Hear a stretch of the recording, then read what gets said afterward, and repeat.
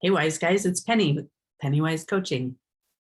Today, we're going to talk about something that sneaks up on us every year and yet happens at the same time, and we shouldn't be surprised. And that is holidays.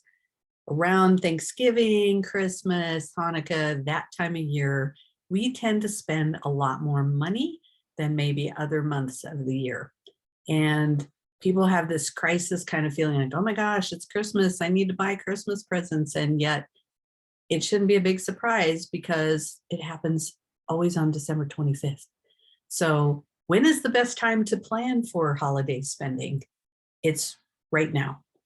So if it happens to be January, great. Let's plan for next Christmas. If it happens to be October, whatever today is, great. Let's plan for this year.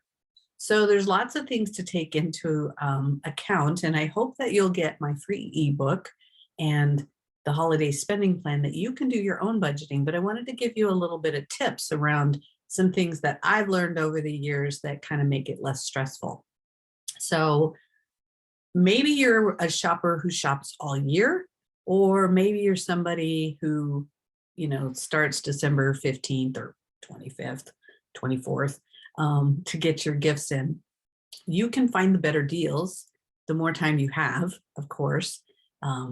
And so if you happen to have what's called a sinking fund, you can set aside some money every single month into that sinking fund so that when you find the great deal or you have that idea for somebody, you can go ahead and get that gift, whether it's June or December.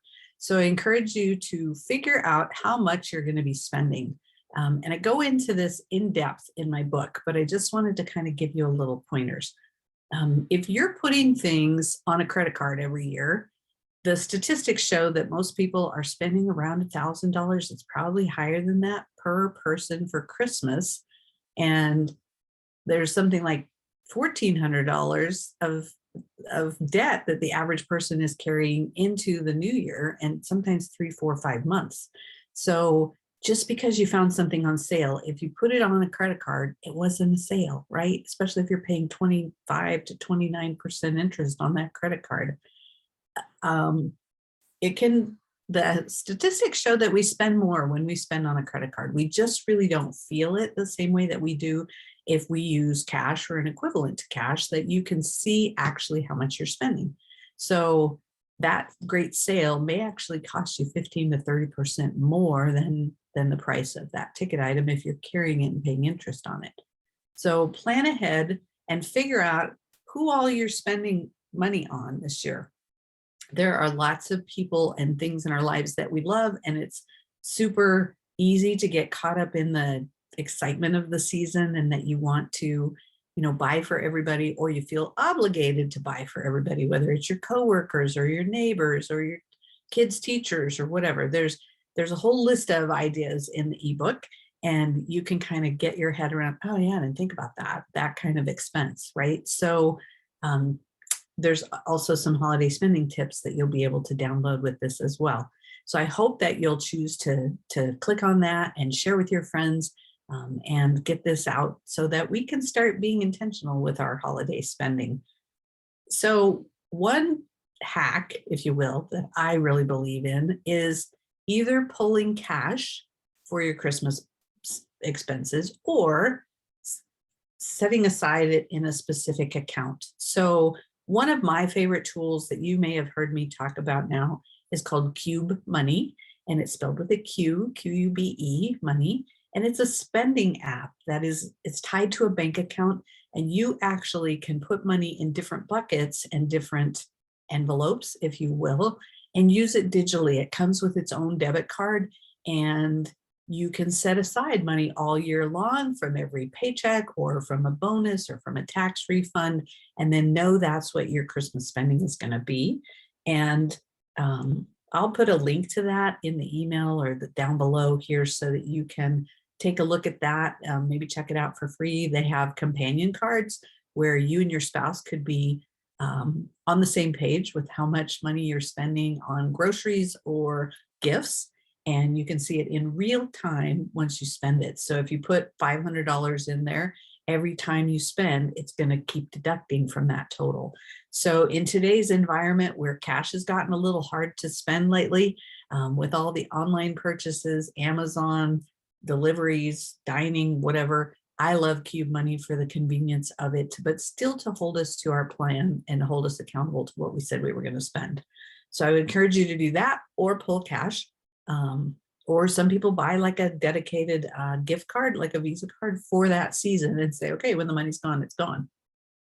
It would be helpful for you to write out all the people that you're going to be buying for and all the various types of expenses that come sneak up on us and cause added expenses. So start with a budget and create that plan. You'll see if you download this tool that you can put all the names and the types of events, whether it's travel or dinners or gift wrapping paper, whatever, so that you can really see what the cost of this holiday is. The other thing is to really get serious about, do you have to buy for everyone? Sometimes Christmas gets to be a burden instead of a blessing, and you need to really think about, do I have to pay money for gifts for every brother, sister, niece, uncle, whatever, and neighbor and friend, and those add up. And if you're not able to really afford that, if you're carrying debt on something else, but you're buying gifts for somebody, I'm not sure you're really doing yourself a favor for the long haul. So really do some dedicated thinking about, who all do I need to and want to give gifts to?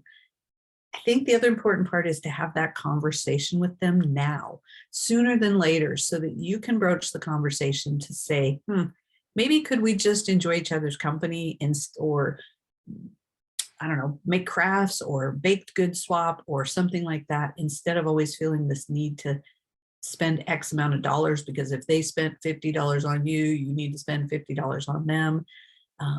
It's really a vicious cycle.